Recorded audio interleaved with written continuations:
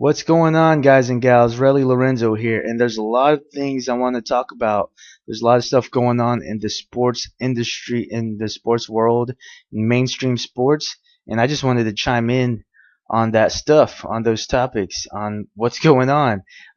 First and foremost, James Harden goes in right past the free throw line and knocks down a fadeaway step back jumper on Iguodala in the Rockets versus Warriors.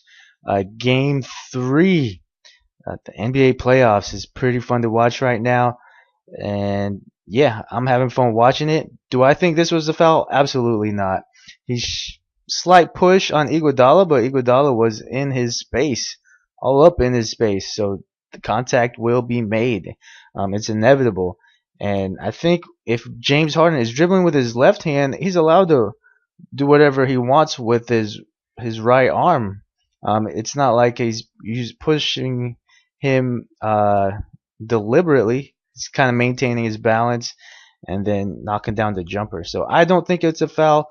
You go ahead and leave your comment and let me know if you think this is a foul or not. The NBA believes that it should have been called, but I don't think so. We've seen a lot worse than this. So let's move on. Do I think this is a foul? Absolutely yes. Look at that. That is an MMA move, and we will get into MMA soon. But he puts an elbow, Drummond puts an elbow right on LeBron James's neck, right below his ear, and maybe his brain shaking a little bit.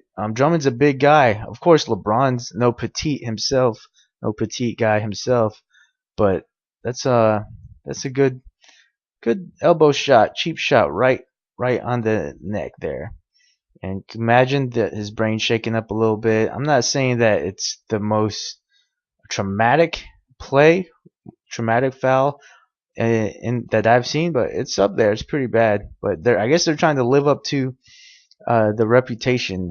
Detroit Pistons are known for being tough, and they are tough in this series here. But I think LeBron James kind of likes this physicality, but that one's kind of up there. I mean, it's basketball. This is basketball. Stan Van Gundy, I don't think he was asked about these plays. Tyronn Lue was asked about this play, and he said no comment. So I think that's the best strategy. Media personnel, reporters, journalists, they're getting their panties in a bunch because it's not being uh, addressed at this moment. It's going to be like behind the scenes type stuff, and the NBA front office and whatnot is going to make some moves, make some announcements regarding this type of play, and we'll see. It's the playoffs, but this is pretty rough right there. That's James goes down. Bam. I don't know why this guy's getting so much hate from opponents. I mean, I don't think I don't remember because I watched '90s basketball and the early 2000s, and I don't remember anyone getting this much abuse. I mean, Jeremy Lin has received some cheap shots this year as well, but I guess it happens more often. But you don't always watch the game in slow motion, so maybe that's why this is standing out to me in my mind. Maybe that's why it's prominent at this moment. But look at it. That's just a deliberate elbow to the neck. He was gonna go in for the dunk. And I think they've been picking up on that, Delhi to James, and maybe uh, the Detroit Pistons that's their adjustment is just to get tough with LeBron James and Delhi.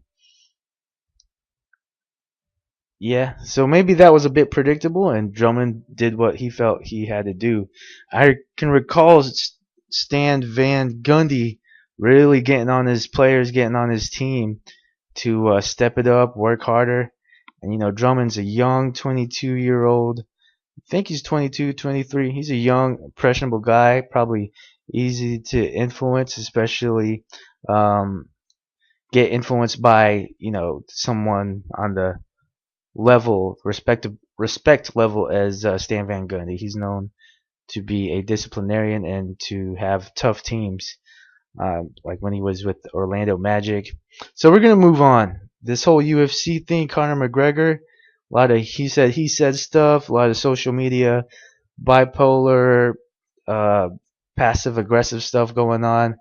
But at the end of the day, Conor McGregor is not fighting at UFC 200. He's tinkered with the idea of retiring or not retiring, or he's at least allowed people to think that he may possibly retire. Um, this is what I gather from his tweets. Dana White is not dwelling on it. He's pushing forward, and Nate Diaz is in the middle of this drama. So let's read some quotes. I haven't read this yet. Nate Diaz says, I came to fight Conor McGregor and I don't have too much interest in anybody else. He said, I don't have any interest in fighting at all. If that's what we're going to do, we're going to do it. Okay. This is kind of a bizarre scenario for me. What did Conor say here? He said, everyone flew in, respect, but not everyone up there made the company $400 million in 8 months. The notorious MMA. So Conor McGregor didn't want to do the promotional stuff, and yeah, Dana White he doesn't give a shit. I guess what Conor thinks, he's gonna do it. He's gonna show up, follow the rules, or he's not gonna fight. So Conor McGregor did not show up. So I'm gonna make a prediction and sign out. Jon Jones, Vince St. Preux, Joe Rogan is almost like absolutely flawless when saying these guys' names. The MMA UFC guys with hard to pronounce last names. So I give him respect for being able to do that. But Ovint St. Preux versus Jon Jones. Jon Jones is already #1 after coming back, having his belt revoked. But I'm gonna, if I were to bet, man, UFC is such a underdog. Well, Anderson Silva had a good streak going on. Tito Ortiz, yes, champions are going to have their streaks, but a lot of humble pie goes around in the UFC. So, especially in the last UFC fight that we saw, right? And Holly Holm got choked, and Conor McGregor got choked out. So it's hard to make a prediction now. Uh, this is weird. Zero leg reach, and for Jon Jones, 45. I haven't seen that before. This is a new stat on this website. Submissions go to Jones. Let's look at the KO TKO. I saw some of the highlights. I haven't seen one full fight for Mr. Prue here, but his TKO rate, I'm just going to pick. I'm not going to try to sound like a subject matter expert here on this particular matchup because I'm not. I know that I was a fan of Daniel Cormier. I was rooting for DC. Just his personality. I think he has a good voice for your UFC. Also, and if he could just step it up as far as his cardio, I think, and his fitness. I mean, he's kind of a hefty guy. Short compared to these two, but I was rooting for him. I was following him for a little while. I have to brush up um, on Mr. Prue here. I can't root for. I can't predict him. I'm not rooting for either one, or I'm not rooting against for either one. But I think Jon Jones is going to take this one. It's his welcome back match, and he's hungry to make a stance.